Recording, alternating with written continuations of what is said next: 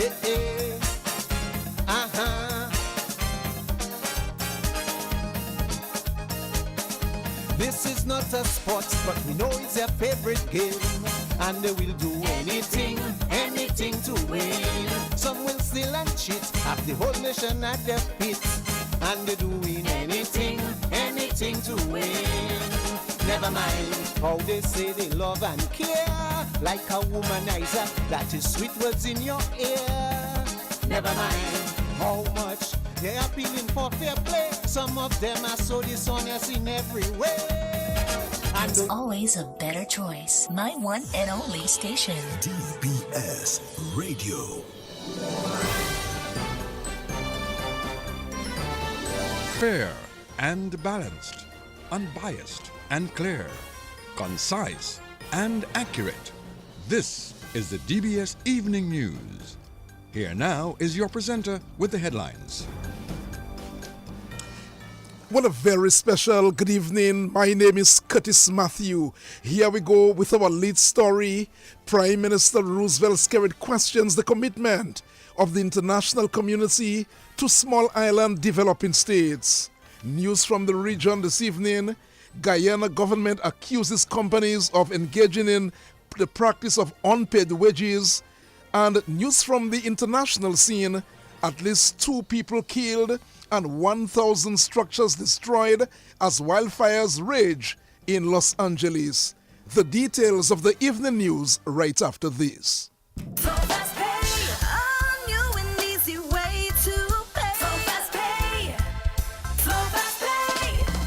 You asked for it and you got it. A quicker way to pay your bills online. It's fast, secure, and easy to use. No registration, no additional fees. Flow is now offering FastPay, an online service that allows you to settle your bills in less than 2 minutes. Need a receipt? FastPay will send it to your email immediately. Use FastPay now for convenience, safety, and efficiency at discoverflow.co/fastpay. Flow FastPay. 2 minutes and you're on your way. Flow FastPay. Flow FastPay. Flow is keeping you connected. DBS News. Welcome back to the DBS Evening News. My name is Curtis Matthew. The international community has faced criticism from Prime Minister Roosevelt Skerrit regarding its commitment to small island developing states and the climate change crisis. Mr. Skerrit says commitments made by the international community to small island developing states are insufficient to address the climate change crisis effectively. Mr. Skerrit made his statement during a live interview on DBS Radio this morning.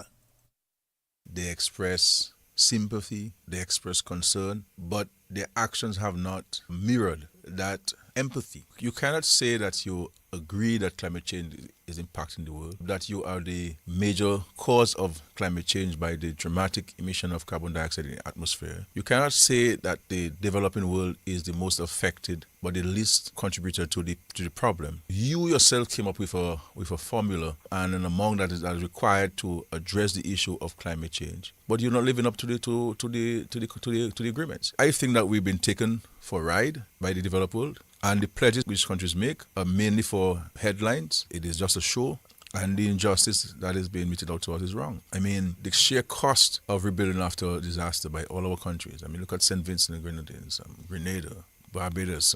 These countries were affected so dramatically by burial. The extent of international assistance is very limited. It's very, very limited. So the $300 billion is way short of the $2-3 trillion needed. What are you going to do $3 billion with 190 countries? How are you going to share this? You understand? How are you going to share this? So, but the problem we have in the Caribbean, and I've said so, is that the only entity that is speaking and making a case on behalf of the citizens of the country are the governments.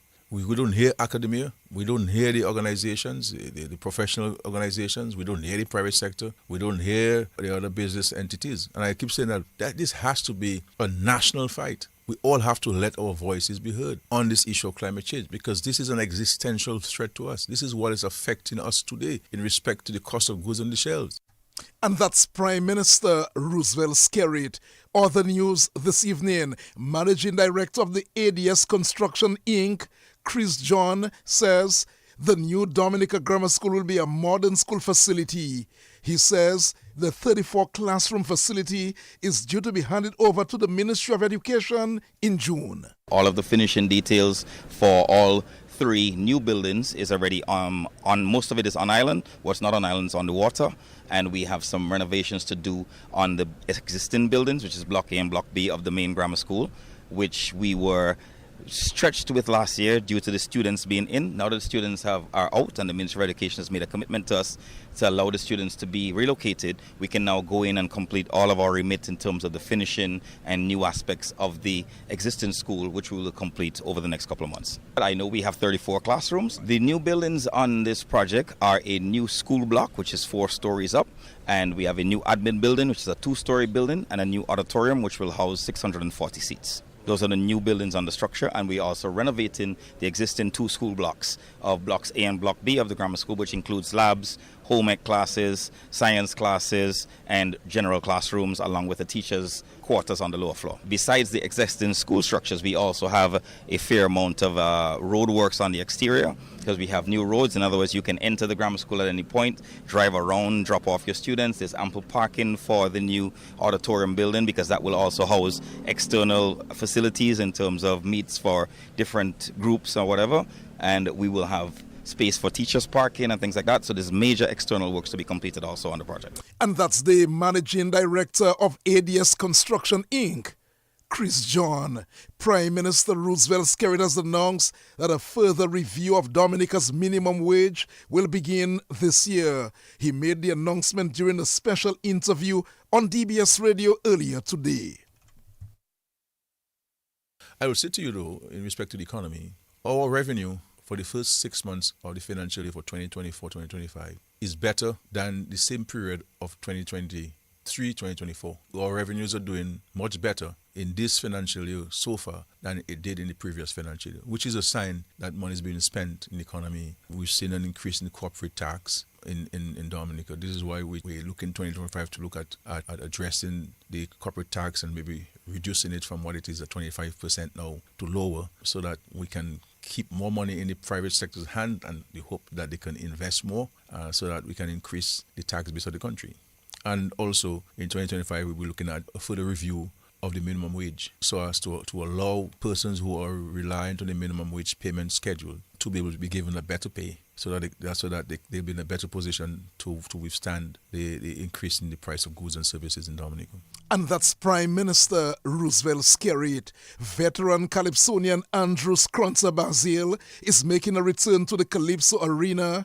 Scrunter, a 3-time Calypso monarch, is set to compete in this weekend's eliminations at Windsor Stadium forecourt. However, he's not the only veteran Calypsonian dong to compete in eliminations this weekend. 39 Calypsonians have been registered for the eliminations.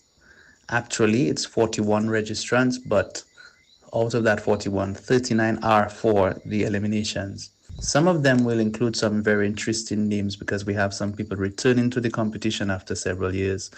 And some of them will include Scrunter, Jammer B, Chris B, General Natty, an actual veteran on the scene. Then you'll have Caressa, the likes of Caressa, the Lord Caressa. Then you have Lady S. You have the likes of Sour Sour, Bingo, Luscious, Mystery, Lady Cloudy. The time of the eliminations on Saturday will be 8 p.m. and the venue is the hard court of the Windsor Park Sports Stadium. The entrance fee is $20 and there will be no advance sales of tickets. You can only enter from paying at the door. So that's the eliminations on Saturday, that we look forward to having a pretty reasonably large crowd based on the interests that have been expressed in the competition thus far. From there, we move to the quarterfinals on February 1st. And that's Daryl Bob, the secretary of the Dominica Calypso Association. Founder of the Dominica Dementia Foundation, Rihanna Patterson, is among distinguished speakers set for the 4th annual Progressivism 2025 event. The event, which is being held under the theme Going for Gold, the Mindset of Champions, will take place on Sunday at the Intercontinental Dominica Cabritz Resort and Spa. Lizra Fabian is the founder of the Progressive Mind. The Progressive Mind is excited to host visionaries, innovators, and future shapers in Dominica to the 4th annual Progressivism 2025 event under the theme Going for Gold, the Mindset of Champions. This pivotal event will unfold on Sunday, January 12th from 11 a.m. to 5 p.m. at the Intercontinental Dominica Cabritz Resort and Spa. So at the core of progressive thinking lies our appreciation for community, for sparking inspiration, and the underlying drive towards excellence. This year's Progressivism in 2025 is set to be a milestone because it's illuminating the path for those who are eager to elevate their thinking and embody the essence of a champion. There's no better moment now than to commit to personal evolution and to connect with a network that's devoted to making meaningful progress.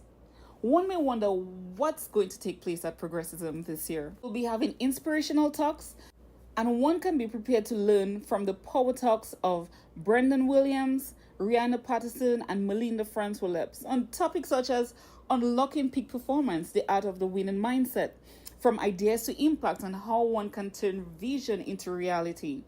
And finally, breaking generational traumas to leapfrog into the future. And that's the founder of the Progressive Mind, Lizra Fabian. Other news this evening: the government of Dominica has signed a contract with the People's Republic of China to repair the roof of the Arak House of Culture. Prime Minister Roosevelt Skerritt announced the construction is expected to begin in the coming days.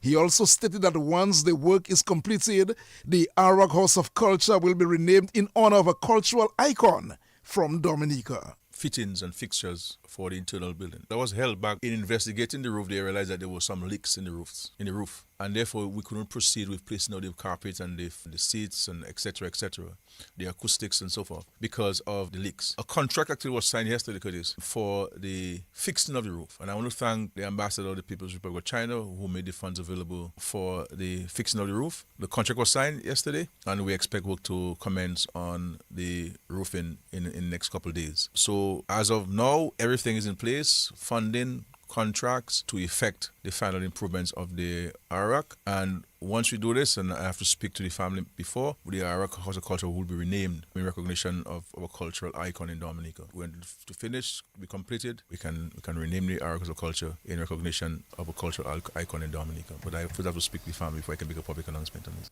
And that's Prime Minister Roosevelt Skerritt. Now for the feature segment on the DBS Evening News, we feature inmates at the Dominica State Prison. The inmates spoke to DBS Radio during a live broadcast at the facility on Sunday.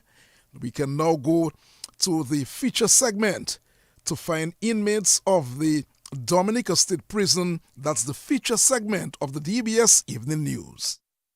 But we want to send a message out there to the people in society also, and to the people in power.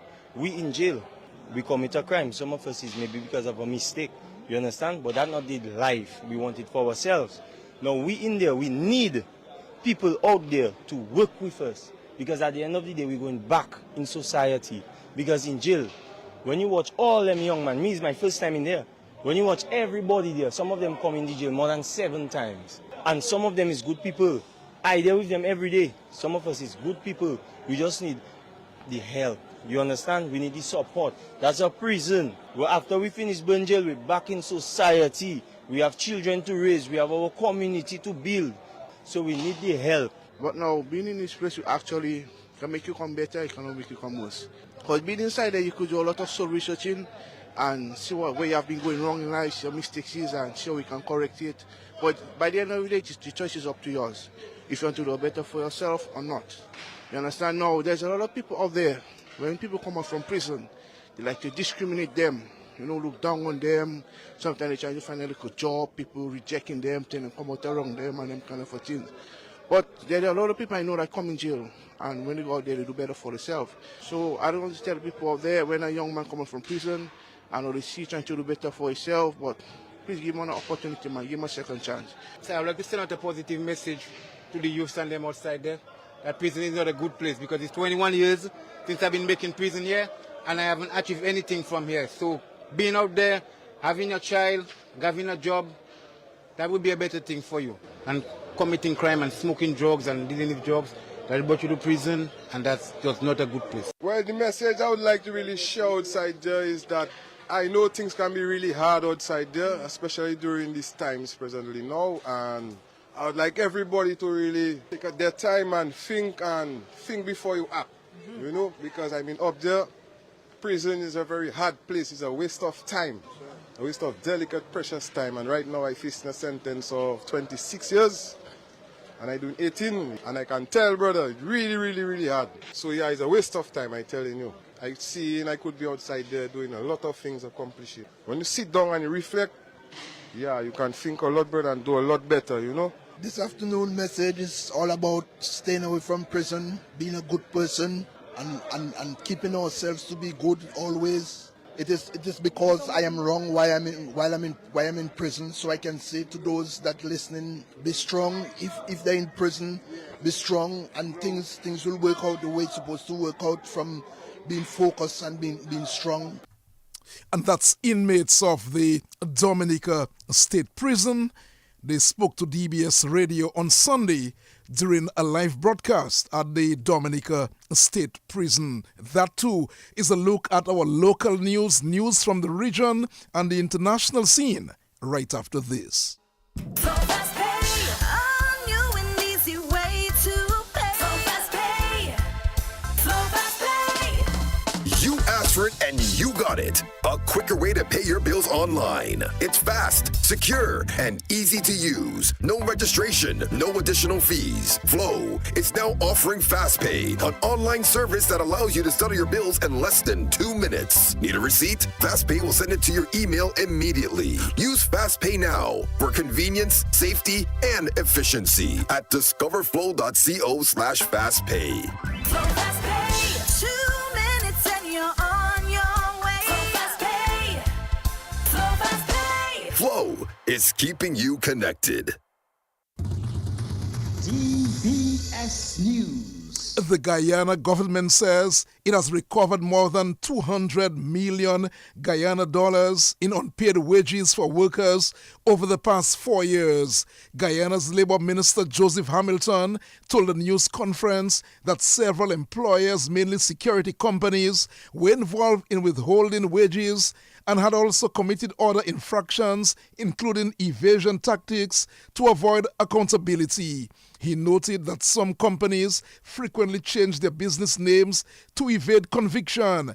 Hamilton added that despite these challenges, the ministry has intensified its efforts to hold such companies accountable, recover workers' wages, and reduce the number of labor complaints. Finally, this evening, at least 2 people have been killed and dozens more injured as firefighters in Los Angeles battle wildfires around the city.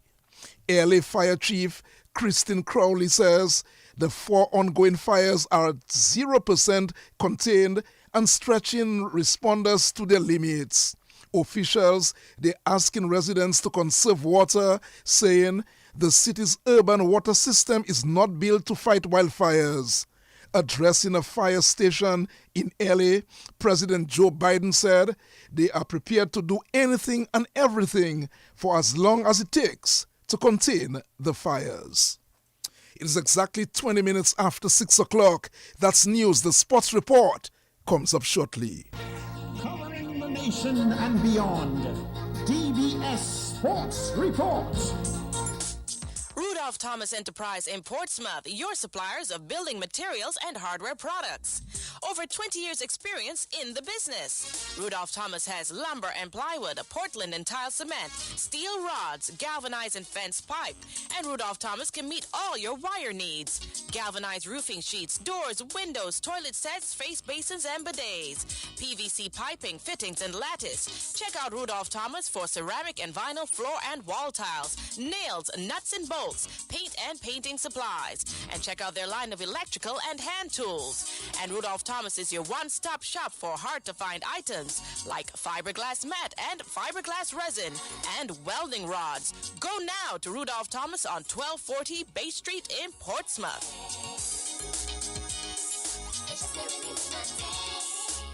Let's begin the DBS Evening Sports Report with cricket news. Cricket West Indies, CWI, has announced the women's squad to compete against Bangladesh in their opening inaugural bilateral white ball tour of the West Indies from the 19th to the 31st of January. The tour will feature 3 CG United One-Day Internationals and 3 T20 Internationals, all scheduled to take place at Warner Park in Bastia, St. Kitts. This marks the West Indies women's first ever bilateral series against Bangladesh, and it is Bangladesh's first bilateral series tour of the Caribbean as both teams continue their preparation for the upcoming ICC event. Under the leadership of Hayley Matthews, the selected squad reads Sherman Campbell, the vice-captain, Aliyah Aline, Nerissa Crafton, Deandra Doughton, Afi Fletcher, Cherry Fraser, Shabika, Johnny Lee Glasgow, Chinel Henry, Zeta James, Kiana Joseph, Mandy Mangru, Ashmini Munisa, Karishma. The West Indies team management unit includes the head coach, Shane Dietz, the manager, Sheena Goodin, assistant coach, Ryan Austin, the assistant coach, Damian Wright, team analyst, Gary Bell, physiotherapist, Angelica Holder, the strength and conditioning coach, Antonia Burton, the performance coach, Dr. Nadine Sami, and the media and content officer, John Phillips. Prime Minister Roosevelt Skerrit has announced that negotiations are ongoing to source light fixtures for Windsor Park Sports Stadium. Mr. Skerrit emphasizes that improving the lighting at Windsor Park is a priority for his government. So we have a proposal, as we've said, from a supplier of the light fixtures. What we're doing now is negotiating a better price with the supplier of those light fixtures, and I believe that very soon we will sign the contract for the effecting of the lights. This is priority number one for us where sport is concerned. Okay, so the funding is not an issue. It now is just a negotiation of the details, and then we will move towards signing, and so that we can mobilize for the erection of the lights. So this is priority number one for us where sport is concerned. Any money we have, we're going to put it for that to the lights, because it's so important and crucial for hosting international games, and also even during the Curl Festival for enhancing the safety and enjoyment of the patrons there. So this is priority number one for us, and I'm hoping by next time we speak, I'll be in a position to tell you that we actually signed the contract to supply the lights and place the lights at the stadium. And that's Prime Minister Roosevelt Skerrit. Some volleyball news now. The 2024-2025 National Volleyball League will open this weekend. The league will officially begin on Sunday, January 12, at the Massac Indoor Facility from 3 o'clock. Here is the president of the Dominica Volleyball Association, Albert Leblanc. We expect majority of the teams that we had participating last year to be there. This year, we are looking forward to a bigger and better league because of the tremendous success that we have had last year in our activities in terms of the senior men competition where they placed second, and the success in the beach. We're looking at the talent of these players transcending into this year's league. We also know that a number of the teams have been in training, and they were eagerly looking forward to the opening of the league. So we're looking at some exciting play and better performances this year from the players. Let's go back to some cricket news. The head coach of the West Indies Test team, Andre Kohli, says the team is preparing to give a good account of itself in the upcoming 2-match Test series against Pakistan. The 2 Test matches will be played from the 17th to the 29th of January at the Moulton Cricket Stadium. The series, which marks the final installment of the 2-year World Test Championship cycle, will see the West Indies playing a Test series in Pakistan for the first time in 18 years. Kohli spoke to Cricket West Indies media ahead of training sessions in Pakistan. A new series, a new opportunity. We haven't played a Test series or a Test match in Pakistan for a few years. So we're all looking forward to it, to the challenges that it will pose. Yes, it's a little cooler than what we would have been accustomed to in the Caribbean, but we are also prepared for that. And having arrived in Pakistan, we continued a bit of recovery. And then we start training tomorrow. And then that would lead, after a couple of days, that would lead into the 3-day match that we have as part of our prep ahead of the Test series. We're not going in our prep with any expectations. When we go there, we'll assess the conditions. That's the whole idea of having some prep time ahead of the Test series. Sometimes you could go into a series, go into a condition that is potentially a bit different from, what you're used to at home. But we're going to make sure that when we get on the ground that we assess what the conditions are, then we prepare. And then based on what we expect in Multan, we would then continue to shape our preparation around that. The focus shouldn't be around creating history. It's around using the learning from 2024, that consistency that we've been searching for over the last 12 months, being more consistent around how we want to play the game, the brand of cricket that we want to play, different people in the squad who would have missed out on opportunities before. Use this as an opportunity to be better and do it in conditions that some instances could be different. We have seen in the past where, Pakistan would have prepared pitches that were good for batting. They would have assisted pace. And then most recently against spin, against England, prepared a surface that is spun. So for us, it's about us preparing so that whether it is a pace or spin-friendly track, that we are equally prepared to give a good account of ourselves here. And that's the head coach of the West Indies Test team, Andre Kohli. Let's go back to some football. Training is on the way for the national under-17 football team as part of the selection process for the team. Here is the Dominica Football Association's assistant coach, Lennon Banis, speaking to the Dominica Football Association's public relations officer, Abby Lawrence. Well, currently preparation have been going smoothly.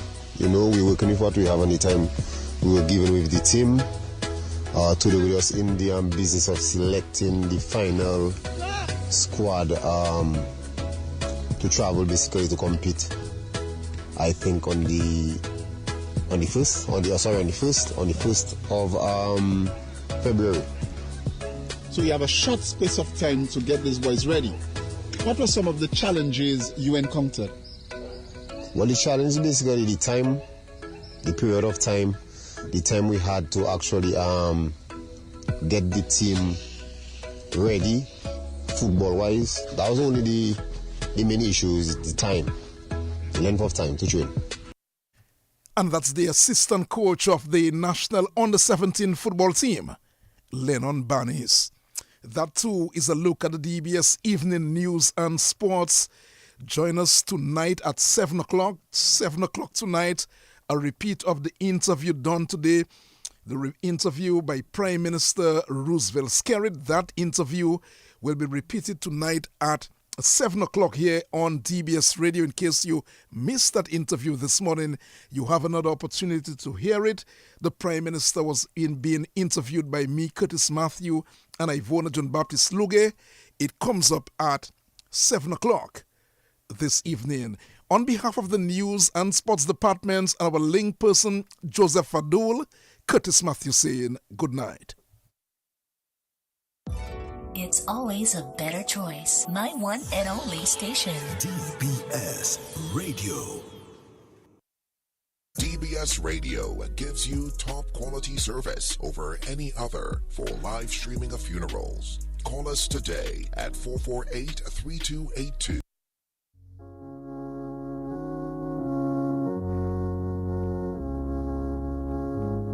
Good evening and welcome Welcome to the evening edition of the DBS Radio Community Bulletin Board. It is the 8th day of January 2025.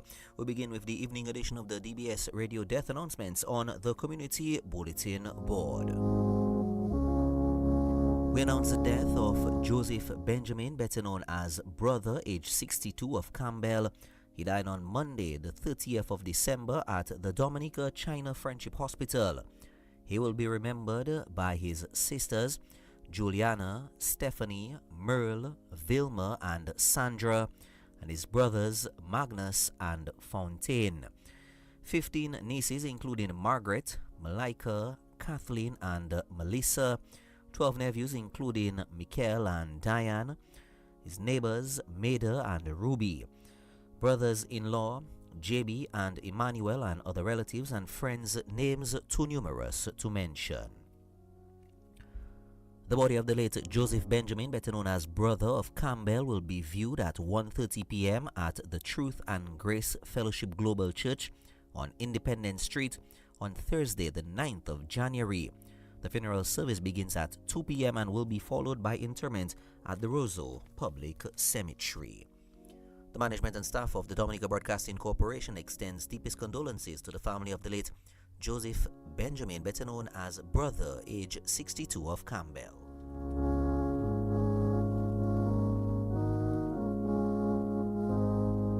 We announce the death of Maureen Lucy Fritz, age 74, of Monrachet, who resided at Bath Estate. She was a former ward aide of the then Princess Margaret Hospital. She died on Monday, the 30th of December, at her residence. She was the mother of Ronald Rock and Margaret Rose Tongue, better known as Susan. The funeral arrangements for the late Maureen Lucy Fritz of Monrachet, who resided at Bath Estate, will be given in a subsequent announcement.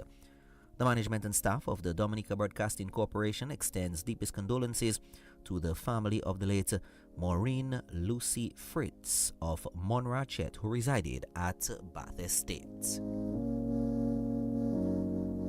And we've come to the end of the death announcements. Stay tuned to DBS Radio as we bring to you the general announcements. And now, your Community Bulletin I will now Board. present to you the general announcements on this evening's edition of the DBS Radio Community Bulletin Board. The Dominica Export-Import Agency Dexia is seeking information on the availability of Dashin to fulfill their upcoming shipment to the UK market. Kindly call the Roseau Park House at 275-5973 or the Portsmouth Park House at 275-7092 for further information.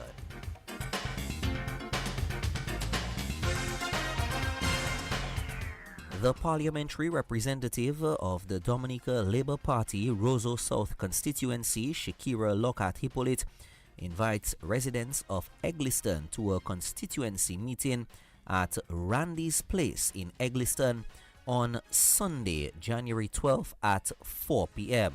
Please make an effort to attend and be on time.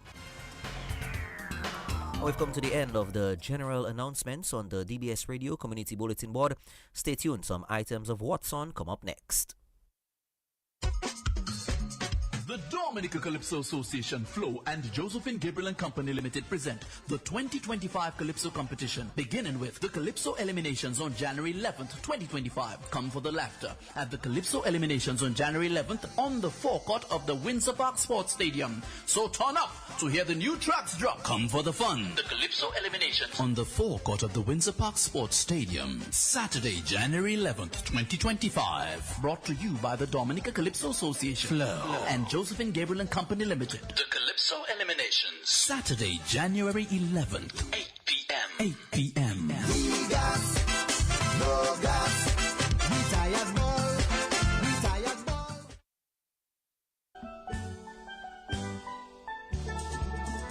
Do you remember when Pan was king? Well, the Ministry of Culture, Youth, Sports and Community Development and the Cultural Division presents Pan in the City Street Jump Up in memory of the late Wilfred Poncho John Baptist, Edward Andre, and Alan John Baptist on Friday, January 24th, 2024 at 6 p.m. on the Bayfront. There'll be guest performances by Pan in Harmony, Pussy Culture, and guess what? Quan, Little Boy, Shally will be there, backed up by Stilpen. It's Pan in the City Street Jump Up. Let's relive the memories of the good old Pan music.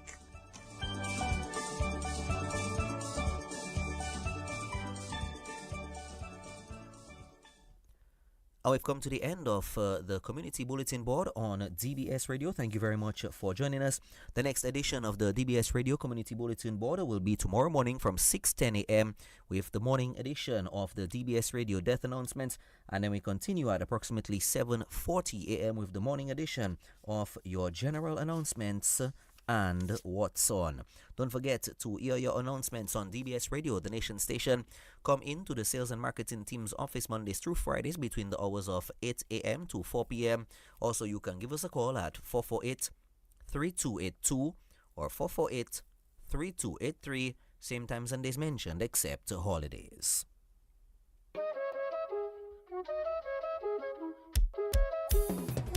Let go the rhythm.